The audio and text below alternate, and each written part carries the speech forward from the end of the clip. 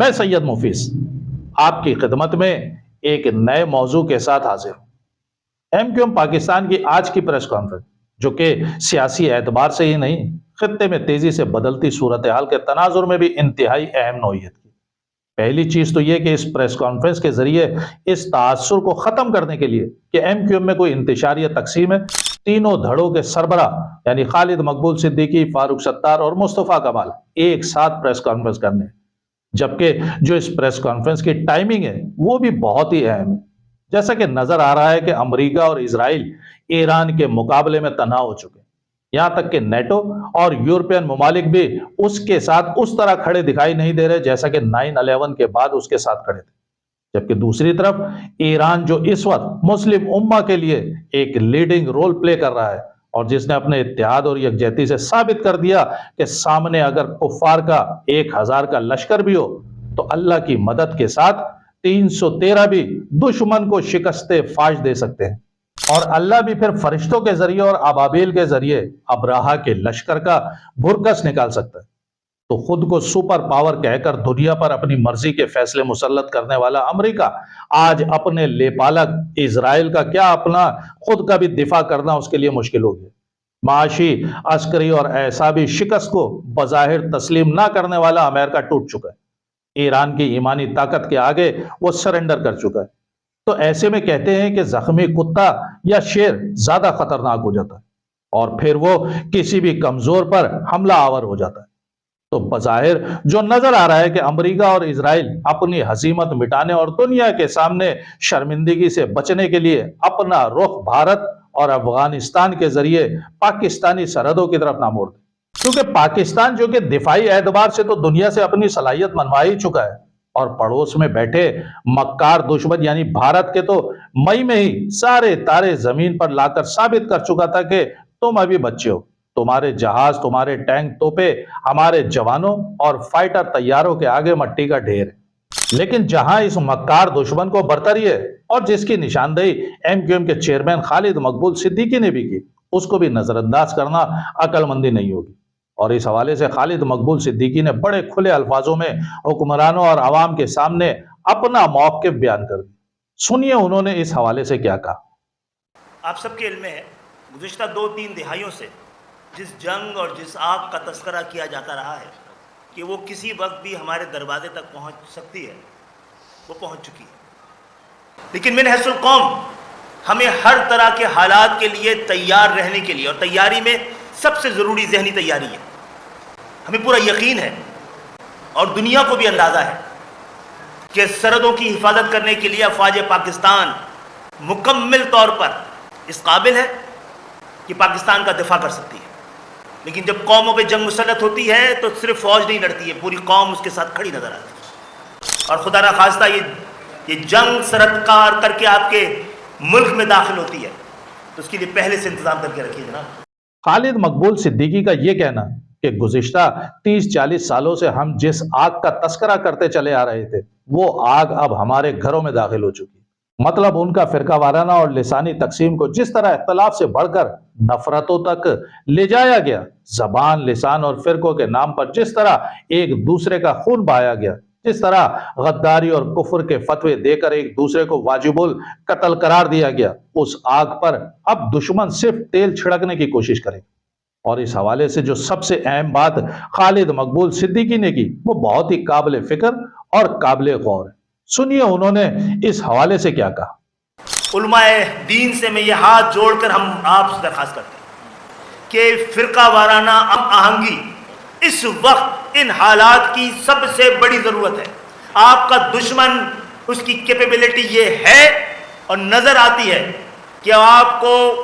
میدان جنگ میں تو نہیں ہرا سکتا، لیکن وہ سازشیں کر کے آپ کو لڑوا سکتا ہے۔ اور اگر آپ کے دشمن نے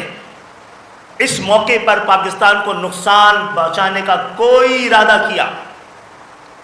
تو اس کا سب سے اہم ہدف یہ شہر ہوگا۔ یہ شہر اگر پرامن نہیں ہوگا اور پرامن سے زیادہ اگر مطمئن نہیں ہوگا تو پھر شہر نشانے پہ ہوگا۔ خالد مقبول صدیقی نے واضح طور پر یہ بتا دیا کہ بے شک ہماری مسلح افواج، ہماری بحری اور فضائی صلاحیت ہمارے دفاع کے لیے ناقابل تسخیر ہے، لیکن ساتھ ہی انہوں نے اس خطرے کی طرف بھی اشارہ کر دیا کہ اگر دشمن نے جاہریت کی، اس کا سب سے اہم ہدف یہ شہر کراچی ہوگا۔ وہ زبان اور فرقے کی بنیاد پر لڑوا سکتا ہے۔ مطلب انہوں نے بغیر کسی لگی لپٹی کے حکومت سندھ، جو کہ سیاسی اور انتظامی طور پر تو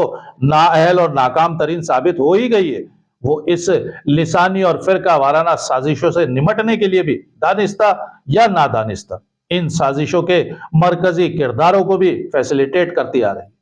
اور اس کا ثبوت کراچی سے کشمیر تک پاکستان کے خلاف لگنے والے نعروں اور دی جانے والی مغلظات اور گالیوں پر کوئی ایکشن کا نہ ہونا ہے۔ سوشل میڈیا پر منظم طریقے سے زبان اور کلچر کے نام پر نفرتیں پھیلانے اور بڑھانے کے لیے پورا بریگیڈ تیار کر کے بٹھایا گیا، جو کہ کھل کر مہاجروں سے نفرت اور ان کے اجداد کی قربانیوں کی تذلیل کر رہا ہے۔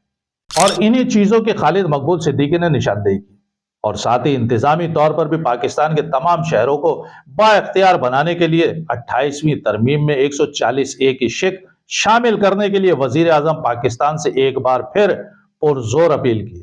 اور صرف درخواست یا اپیل ہی نہیں کی بلکہ اسے حکومت میں رہنے سے مشروط کر دی، اور دبے لفظوں بتا دیا کہ اگر فوری طور پر 28ویں ترمیم لا کر اس میں 140A کی شق کو شامل نہیں کیا گیا تو پھر MQM پاکستان حکومت سے الگ ہونے میں دیر نہیں کرے گی۔ اور شاید جو عید کے بعد بڑے فیصلوں کی بازگشت سنائی دے رہی تھی، ان فیصلوں کا وقت آ چکا۔ لیکن سب سے اہم بات جو اس پریس کانفرنس میں کی گئی، وہ دشمن ملک کی جانب سے کراچی کو ہدف بنانے اور یہاں لسانی اور فرقہ وارانہ فسادات کروانے کے امکانات کے حوالے سے۔ اب اگر اس اہم اور حساس معاملے کو سامنے رکھ کر فیصلے کیے جائیں تو میرے خیال میں اس کے لیے سب سے ضروری ہے کہ پیپلز پارٹی کی حکومت سے جان چھڑائی جائے، کیونکہ کراچی سے کشمیر تک بھارتی پراکسیز کی سرگرمیوں کو روکنے یا ان کے خلاف رینجرز یا فوج کے ذریعے ایکشن لینے کے بجائے الٹا ان کی سہولت کاری کرنا بہت معنی خیز ہے۔ گورنر کا عہدہ جو کہ آئینی عہدہ تھا، کہ جس نے کراچی میں منی پاکستان کے تاثر کو مضبوط کرنے کے لیے اپنا مرکزی کردار ادا کیا، اور تمام زبانوں اور مسالک کے لوگوں کے لیے گورنر ہاؤس کے دروازوں کو کھولا گیا، تمام قومیتوں کے کلچر کو اس آئینی آفس سے پرموٹ کیا گیا، اسے لسانیت کا رنگ دے کر کراچی کے زخمی وجود کو اور زیادہ لہو لہان کر دیا، اور اس سارے کھیل میں پیپلز پارٹی مرکزی کردار ادا کرتی، جو نسل پرست تنظیمیں سندھو دیش کے نعرے لگا کر پاکستان اور لیاقت علی خان کے خلاف بدزبانی کرتی رہی، ان کے ذریعے گو گورنر گو کی مہم چلا کر پاکستان مخالف طاقتوں اور بھارتی پراکسیز کی حوصلہ افزائی کی، اور خالد مقبول صدیقی نے ایسے ہی واقعات کی بنیاد پر وفاق کو اور پاکستان کے عسکری اداروں کو یہ متنبہ کیا ہے کہ اگر ان نفرتوں اور تعصبات کو نہ روکا گیا تو دشمن اس کا فائدہ اٹھانے کی بھرپور کوشش کریں۔ جس طرح اس شہر کا اجتماعی بلاತ್کار کیا جا رہا ہے، جس طرح یہاں کی تہذیب، کلچر، روایات اور زبان شناخت کو مٹانے کی دانستہ کوشش کی جا رہی ہے، جس طرح غیر مقامیوں کو بسیں اور ٹرینیں بھر بھر کر شہر کی مقامی آبادیوں پر ان سے یلغار کروائی جا رہی ہے، جس کا کہ عملی مظاہرہ عید کے 3 روز تک اس شہر نے دیکھا بھی اور بھگتا بھی، وہ کسی بھی طرح امن اور اطمینان کا باعث نہیں بنے۔ خالد مقبول صدیقی کا یہ کہنا کہ ہمارے مقابلے پر آنے والے بدماش اس لیے ہو گئے کہ ہم شریف ہو گئے، یہ نہ کوئی طنز ہے اور نہ ہی دھمکی، بلکہ یہ اس لاوے کی نشاندہی کی گئی ہے کہ جو اب پھٹنے ہی والا ہے، اور شاید اس غبارے کو اب کسی سوئی کے چبھانے کی ضرورت بھی نہیں۔ لہٰذا میں سمجھتا ہوں کہ MQM کی یہ پریس کانفرنس وفاقی حکومت اور آرمی چیف اور فیلڈ مارشل عاصم منیر صاحب سے بڑے فیصلوں کا تقاضا کر رہی ہے، جو کہ عید سے پہلے کیے گئے تھے۔ اب ان پر امپلیمنٹ کا وقت آ چکا ہے، اور امید ہے کہ شاید اگلے چند دن اور چند ہفتے بہت ہی اہم ہوں گے۔